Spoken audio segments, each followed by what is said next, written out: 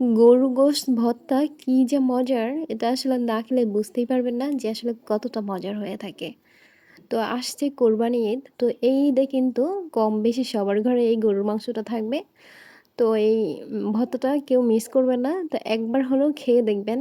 তো আসলে এই ভর্তাটা অনেক বেশি মজার হয়ে থাকে। আর এই ভর্তাটা হলে ১ প্লেট ভাত কিন্তু নিমেষেই শেষ হয়ে যায়।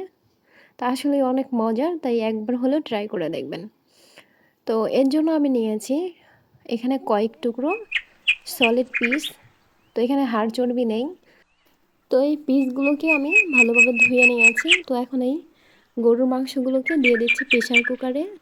দিচ্ছি 1/2 চা চামচ পরিমাণে হলুদ গুঁড়ো, আদা বাটা 1/2 চা চামচ পরিমাণে, আর ধনিয়া গুঁড়া দিয়ে দিচ্ছি, মরিচের গুঁড়া 1 চা চামচ পরিমাণে, জিরা গুঁড়াও দিলাম 1/2 চা চামচ পরিমাণে, আর লবণ দিয়ে দিচ্ছি পরিমাণ মতো। আর একটা বড় রসুন আমি ভালো করে ছিলে দিয়ে দিলাম, আর দিয়ে দিচ্ছি তেল।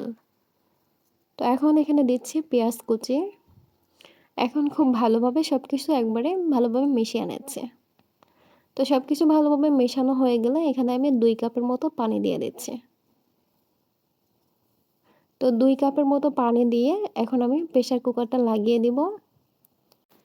প্রেসার কুকারটা লাগিয়ে দিয়ে 10 থেকে 12টার মতো সিটি দিয়ে নিব।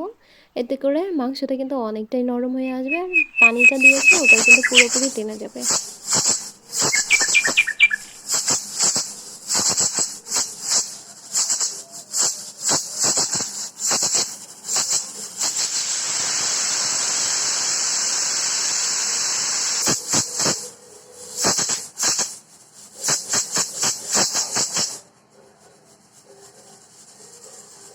তো সিজ দেওয়া হয়ে গেছে। তো এখন আমি ঢাকনাটা তুলে দেখছি কী অবস্থা।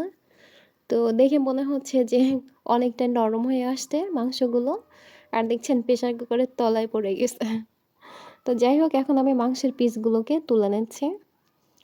এখন এদিকে আমি কয়েকটা শুকনো মরিচ তেলের মধ্যে ভেজে নিচ্ছি।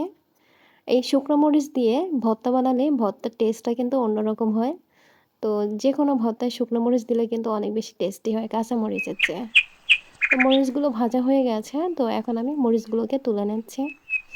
এখন যে মাংসের পিসগুলো আমি তুলে নিয়েছিলাম, সেই মাংসের পিসগুলোকে আমি এর মধ্যে ভেজে নিচ্ছি। তো এর মধ্যে একটু লাল লাল করে ভেজে নেব, এতে করে কিন্তু ভর্তার স্বাদটা কিন্তু আরও বেড়ে যাবে। তো এপিঠ ওপিঠ একটু লাল লাল করে ভেজে নিচ্ছি। তো মাংসের ঝোলটা কিন্তু আমি আলাদা করে রেখে দিয়েছি। তো এখন মাংসগুলো ভাজা হয়ে গেছে। তো এখন আমি ঠান্ডা করে নিয়েছি। তো এখন ভর্তা বানিয়ে নেওয়ার পালা। তো এখন এই মরিচটাকে একটু লবণ দিয়ে আমি চটকে নিচ্ছি। তো মরিচটা চটকানো হয়ে গেলে এর মধ্যে দিয়ে দিব বেশ পরিমাণে পেঁয়াজ কুচি। এখন পেঁয়াজ আর মরিচটাকেও ভালোভাবে চটকিয়ে নিচ্ছে।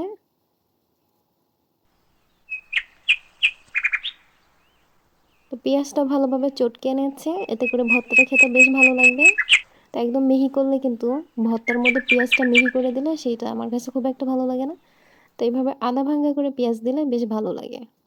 তো এখন মাংসের পিসগুলো দিয়ে দিয়েছি, এখন এভাবে হাত দিয়ে খুলে নিচ্ছে। তো অনেকটা নরম হয়ে আসছে। তো এভাবে খুলে নিতে কিন্তু খুব সুবিধা হচ্ছে। তো আমার কিন্তু আলাদা করে শিলপাটা লাগতেছে না। তো এভাবে হাত দিয়ে টানলেই কিন্তু মাংসগুলো খুব সহজেই খুলে আসছে। তো খুব ভালোভাবে এখন মিশিয়ে নিয়েছি।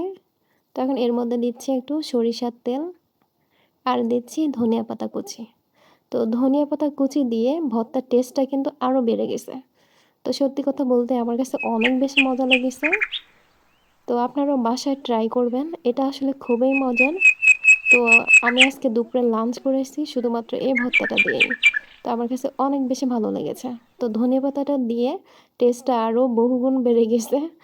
তো আশা করছি আমার এই সহজ আর মজার রেসিপি ভালো লেগেছে।